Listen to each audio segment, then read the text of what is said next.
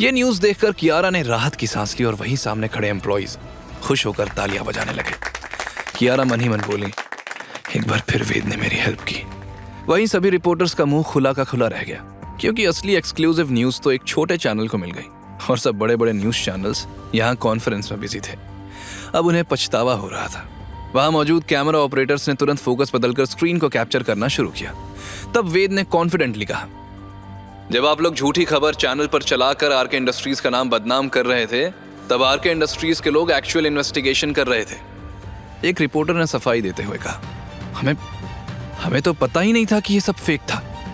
वेद ने सरकास्टिकली जवाब दिया, पता नहीं था या फिर आपने वेरीफाई करने की जरूरत नहीं समझी। आप लोगों को टीआरपी के लिए सिर्फ ब्रेकिंग न्यूज चाहिए थी। आप लोगों को जर्नलिज्म और प्रोपेगेंडा में डिफरेंस समझना चाहिए। कियारा अभी भी शॉक में थी।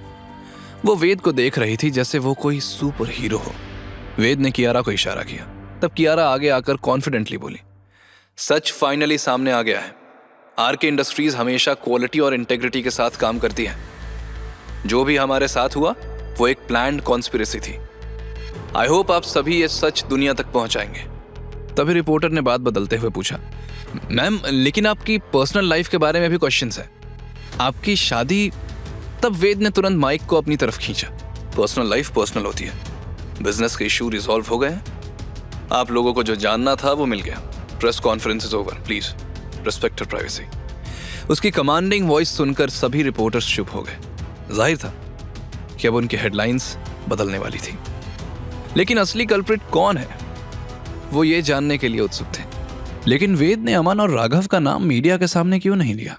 वहीं वेद स्टेज से उतरकर पीछे आया और खुद से बोला, फाइनली एक काम तो हो गया। अब देखना यह है कि दादी का दिया हुआ एनवेलप मुझे कहां ले जाता है। जब तक कियारा सब निपटा कर पीछे आई, तब तक वेद जा चुका था। कियारा कैबिन में आई और रिलैक्स होकर चेयर पर बैठ गई। आज वेद ने एक बार फिर उसे मुसीबत से बचा लिया था।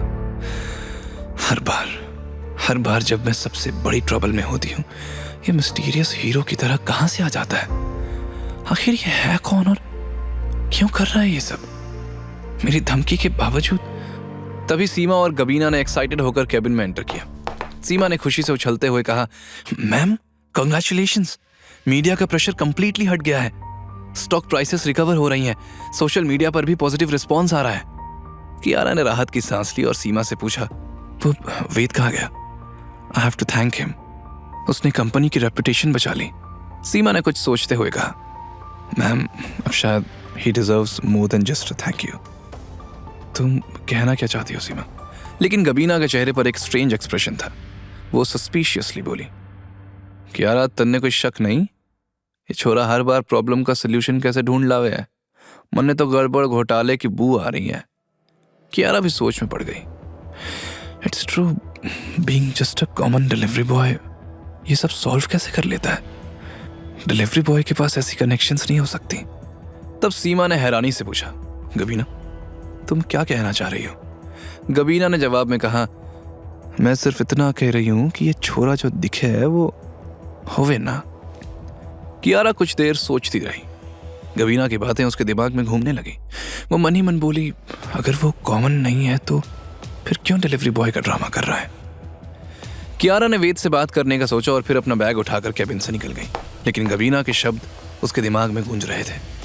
गबीना और सीमा ने हैरानी से एक दूसरे को देखा और गबीना तेजी से कियारा के साथ चलने लगी। दूसरी तरफ वेद एक बेहद लग्जूरियस बैंक के सामने खड़ा था। उसके हाथ में दादी का लेटर और गोल्डन कार्ड था। बैंक का एक्सटीरियर बिल्कुल रॉयल लग रहा था। सामने यूनिफॉर्म सिक्योरिटी गार्ड्स खड़े थे। वेद ने अपने आप से कहा, सच जानने का वक्त आ गया है। जैसे ही वेद बैंक के एंट्रेंस पर पहुंचा, 2 गार्ड्स ने उसे रोक लिया। एक्सक्यूज मी, कहां जा रहे हो? वेद ने जवाब में कहा, मुझे अंदर जाना है, मेरा अकाउंट है यहाँ। दोनों गार्ड्स ने वेद को देखा, जिसने मामूली से कपड़े पहन रखे थे, और फिर एक दूसरे को देखकर हंसने लगे। अकाउंट यहाँ? भाई ये प्रीमियर एक्सक्लूसिव बैंक है। यहाँ कोई भी टॉम डिक हैरी नहीं आ सकता। पहले गार्ड के बाद दूसरा गार्ड मॉक करते हुए बोला, यहाँ अकाउंट ओपन करने के लिए मिनिमम बैलेंस 50 लाख रुपए है। तुम्हारे जैसे आदमी के पास 50 रुपए निकल जाए ये बड़ी बात है। मैं सिर्फ अपना अकाउंट चेक करवाना चाहता हूँ। तुम लोग मुझे जज क्यों कर रहे हो सिर्फ मेरे कपड़े देखकर? गार्ड ने गुस्से में कहा, जज नहीं कर रहे हैं, रियलिटी बता रहे हैं। यहाँ सिर्फ VIPs आते हैं, मिलियनियर्स आते हैं, बिजनेस टाइकून्स आते हैं, तुम जैसे रोड साइड लोग नहीं। वेद ने जवाब में कहा, तुम लोग भी तो गार्ड्स हो, नॉर्मल बैकग्राउंड से आए होगे, फिर एक नॉर्मल बैकग्राउंड के इंसान की इतनी इंसल्ट कैसे कर रहे हो? गार्ड को और गुस्सा आ गया। उसने वेद को धक्का देते हुए कहा, अबे सुन, मुझे मेरा स्टेटस पता है, इसलिए मैं बैंक में अकाउंट होने का सपना नहीं देखता। तब एक लग्जूरियस कार सामने आकर रुकी। उसमें से एक 50 साल का आदमी टेलर्ड सूट और एक्सपेंसिव वॉच पहने बाहर आया और कॉन्फिडेंस से सामने आकर खड़ा हो गया। उसे देखकर दोनों गार्ड्स ने तुरंत अपना पोस्चर सीधा किया।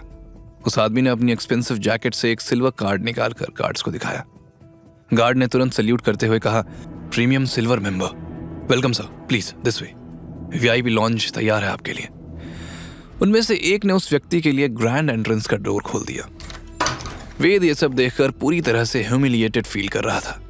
उसने गार्ड से गुस्से में पूछा, उस आदमी को कैसे जाने दिया तुम लोगों ने? गार्ड ने तंज कसते हुए कहा, क्योंकि शरद सर के पास प्रीमियम सिल्वर कार्ड है और वो तुम्हारे जैसे रोड छाप नहीं है, समझे? वो चेंबर ऑफ कॉमर्स के प्रेसिडेंट हैं। ये सुनकर वेद ने सख्त लहजे में कहा, मेरे पास भी कार्ड है। ये कहकर वो कार्ड निकालने ही वाला था कि गार्ड ने चिल्लाकर कहा, कान में प्रॉब्लम है क्या? कितनी बार कहें कि नो एंट्री, अब भागो यहां से वरना धक्के मारकर निकाल फेंकेंगे। वेद ने घूरते हुए उनकी तरफ देखा और जेब से गोल्डन कार्ड निकालकर उन्हें दिखाया। जैसे ही गार्ड्स ने वो कार्ड देखा, उनके चेहरे का रंग उड़ गया। वो कार्ड डायरेक्ट सनलाइट में गोल्डन शाइन कर रहा था। उन दोनों गार्ड्स ने सोचा भी नहीं था कि मामूली सा दिखने वाला वेद गोल्डन कार्ड का मालिक होगा। एक गार्ड हड़बड़ा कर बोला, ये तो गोल्डन प्रीमियम कार्ड है। दूसरा गार्ड घबरा गया और हकलाने लगा, सर हमें बिल्कुल पता नहीं था, हमने अचानक बैंक का सीनियर मैनेजर बाहर आया। वो असल में गार्ड्स की बात सुनकर उन्हें डांटने आया था कि वेद को वहां से भगाए, लेकिन जैसे ही उसने गोल्डन कार्ड देखा, वो भी रिस्पेक्टफुल मोड में आ गया। उसने गार्ड्स को फटकार लगाई, क्या कर रहे हो तुम दोनों? सर को अंदर आने दो। गार्ड घबरा कर बोला, सर सॉरी सर। तब मैनेजर ने उसे डांटा, जाओ जाकर अपना काम करो और अगली बार रिस्पेक्ट से बात करना, वरना नौकरी जाएगी तुम्हारी। मैनेजर ने फिर वेद से कहा, सर प्लीज आइए इधर, हमारे VIP प्रेसिडेंशियल लॉन्च में आपका बहुत बहुत स्वागत है। मैनेजर जब वेद के साथ अंदर आया तो शरद जो VIP लॉन्च में बैठा था, वो भी ये सब देखकर शॉक्ड रह गया। गोल्डन कार्ड इसके पास, लेकिन मैंने इसे कहीं देखा है, कहाँ? वही मैनेजर वेद से माफी मांग रहा था। सर प्लीज आप इस बारे में कंप्लेन मत कीजिएगा, ये गार्ड्स नए हैं, प्रॉपर्ली ट्रेन नहीं है, मैं पर्सनली उन्हें हैंडल करूंगा। वेद ने हाँ में सिर हिलाया और कहा, मुझे सिर्फ अपना लॉकर एक्सेस करना है। मैनेजर ने तुरंत वेद का कार्ड लिया और स्कैन करने के बाद जैसे ही स्क्रीन पर डिटेल्स आई, उसके चेहरे का रंग उड़ गया। उसने तुरंत वेद से कहा, I am really sorry sir, हम नहीं जानते थे कि आप हमारे टॉप क्लाइंट हैं। अगर आप पहले इन्फॉर्म कर देते तो आपको इतनी प्रॉब्लम नहीं होती। आगे की कहानी जानने के लिए देखें अगला एपिसोड सिर्फ पॉकेट FM के YouTube चैनल पर, और के फॉर किंग के सारे एपिसोड्स को सुनने के लिए डिस्क्रिप्शन में दी लिंक से डाउनलोड करें पॉकेट FM ऐप।